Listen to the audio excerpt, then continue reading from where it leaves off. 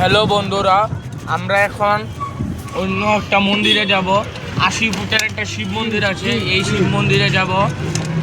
তো ওই যে আঙ্কেল আমাদেরকে নিয়ে যাচ্ছে শিব মন্দিরে। এখন আমরা শ্রী চৈতন্য গৌরী ও সারস্বত মঠ দেখেছি। এই যে মাঠটা আমরা দেখেছিলাম শিব মন্দির থেকে, এই মাঠের সাইড দিয়ে যাচ্ছি। তো বলে যে এখানে কি হয়েছিল, তো ওনার তো লোকের, তো ওনার থেকে আমরা শুনেছি যে বলে রাধাকৃষ্ণর মানে জগতে একটা স্মৃতি হয়ে এই মঠটা আছে।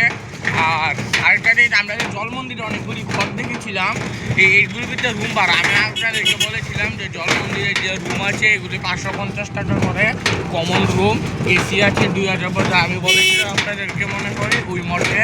তো এখন দেখি, এখন তথ্যগুলি দিয়ে দিই। আর মাত্র 2টা জায়গা দেখেছি, আরও জায়গা দেখার ইচ্ছা আছে। দেখি কয়টা জায়গায় দেখতে পারি, যতগুলি আছে নবদ্বীপ দামে এগুলি দেখবো। তারপরে আমরা ঠিক করে নিয়েছি লাউঞ্জে করে আমরা চলে যাব মায়াপুর, মানে ওই সাইডটা নদীর, ওই সাইডটা হুগলি নদীর। তারপরে আমরা মায়াপুরে দর্শন করবো আজকে বিকালবেলা। এখানে প্রসাদ খাবো বিকালবেলা।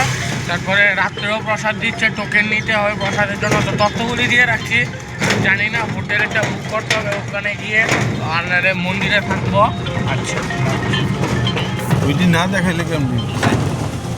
তুমি মারে দাও ওকে।